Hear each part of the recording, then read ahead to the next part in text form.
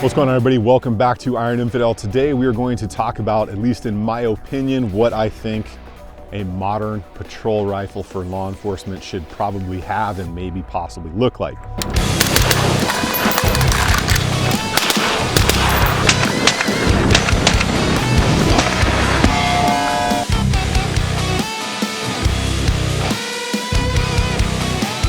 We're not gonna say specific brands or anything that you need to have, but something similar to this build, because you just don't know what you're going to encounter out there in law enforcement these days. There are so many different scenarios, so many different environments, from concrete jungle cities to my county guys that work out in the boonies with just miles of forest or desert, and then people that have that mix where you might have open farms and acreage and need a longer shot, but you also have to go into the city as well.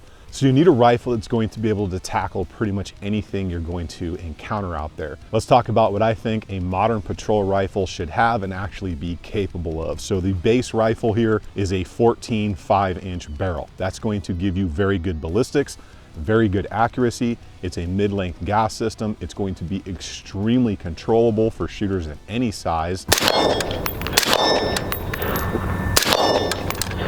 You'll notice we got a magnified optic. That means skill level has to go up if you're taking longer shots. You need to be proficient and you need to be able to pass a good qualification course, because if you can't qual with the system you have, we need to take the toys away, right? You've got to be very proficient, especially when it comes to a hostage style shot or a longer shot for sure. But let's kind of go through this thing from the buttstock to the business end and give you an idea if you are looking to buy your own patrol rifle and outfit it, or whether your agency is going to be outfitting you for the modern market. Furniture wise, you can go with whatever is good quality. I am running B5 system with a little cheek riser here because the LPVO is at about 1.5, a little higher than that. I think these are actually 1.7 on this mount. So you want a good, consistent cheek weld right there. That is going to be very important. All the internals here don't matter. Just have really good quality stuff that's going to last. Up here on top, we are running that Night Force NX8 128. This is a very good, very combat proven optic, okay? You can use this in pretty much any environment. However, you'll also see that I have an offset red dot on there. Usually I like to run them 12 o'clock these days, but I just didn't have the additional mount for this zero gravity mount here, and mounting solutions are important. Don't go buying stuff from Temu or anything. This is a zero gravity mount. It's probably one of the nicest, lightest, and best mounts in the game right now. Cheap mounts will fail you. Spend some money on those.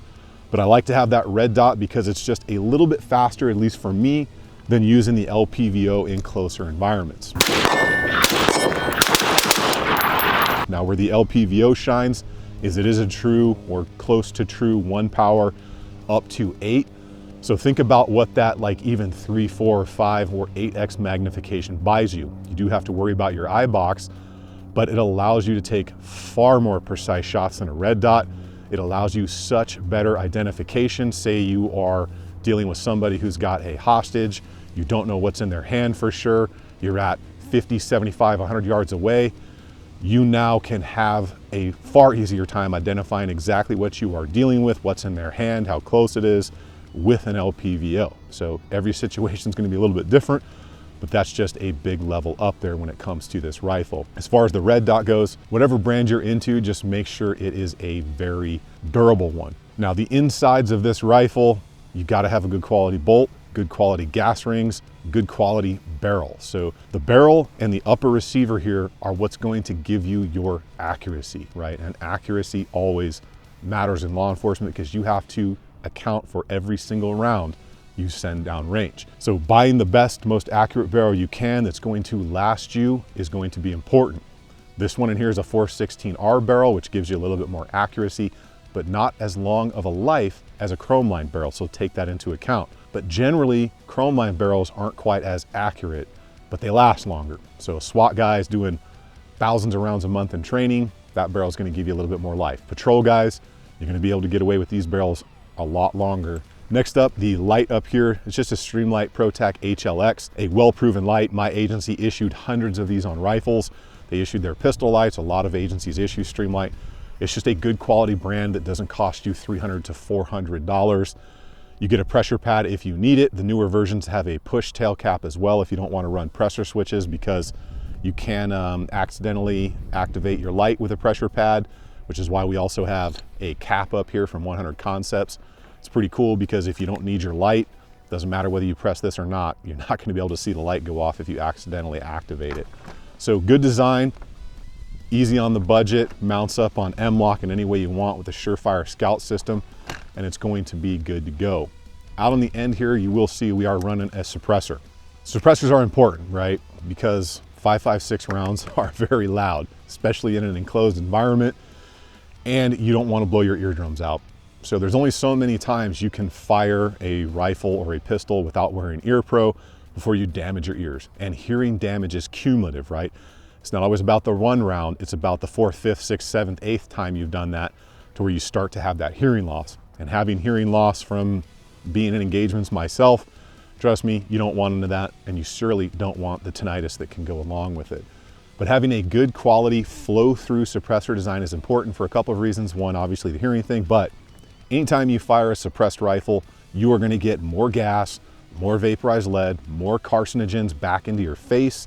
It's going to dirty the rifle up quicker, and you want to stay healthy, right? You don't want to have all that stuff shooting into your face, into your sinuses. Guys have elevated lead levels. Law enforcement and firefighters, cancer rates are much higher than people out there. So you've got to protect yourself out there in more ways than just your hearing. Another good thing about the suppressor is it's not going to give away your signature as bad as a muzzle brake or something like that. Depends on the suppressor.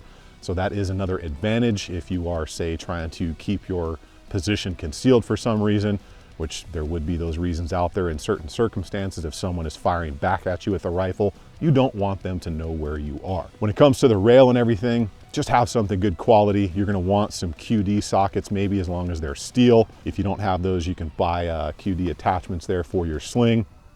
And of course, you want a good quality sling, right? This is a Faro Concept sling. It's great. I know several agencies actually issue these things out. It's super easy to adjust on the fly with that pull tab right there. And like any 2-point sling, if you have the right hardware, you can make it a single point sling with one of these little adapters right here. That's pretty slick because there are some times where a single point sling is better, and there are times where a 2-point sling is better if you need to, say, stow the rifle on your back because you're gonna eat some chow, or maybe take a nice long drink out of that battle bottle that I know you bought from ironinfidel.com. I need to drink some water. One last thing we'll talk about quickly is the trigger right here. So guys love to put in really light triggers on their custom rifles. When it comes to a law enforcement rig, when you're working in chaotic, tense, and uncertain environments and the adrenaline's pumping, you probably don't want a 2.5 pound competition trigger. Although I love those on competition rifles and my precision rifles, on something like a work rig, you're really gonna wanna stay right around that 4 pound plus mark, okay? You start getting down 3.5, 3, that can be a little bit light for some people, and that's gonna come down to your training as well. I know some people would disagree with maybe some of the brands or how this rifle is set up. Again, you can go with Steiner, you can go with Aimpoint, you can go with Vortex. It doesn't matter on those options, but when you think about whatever environment you may be in, there are times where you may need a little bit of magnification as compared to just a red dot. So the brands aren't really the big issue here. The issue is, again, how this rifle is set up to allow a patrol officer to respond to multiple different chaotic scenarios, which is becoming more and more common, right? There are a lot of videos out there, a couple have happened here in Phoenix, where officers have had to use a magnified optic and LPVO and take hostage shots, and they have done very well with those, and it ended in the appropriate way. At least most of us in law enforcement would think so. Bad guy went down, all the good people and the baby that guy was holding hostage lived to see another day and were injury-free. Now, if you disagree with this build, I'm curious to know what you would run, what your agency is actually issuing, because however you set your rifle up, there is going to be an amount of training, and it needs to be good and consistent, and probably at least quarterly when it comes to a setup like this.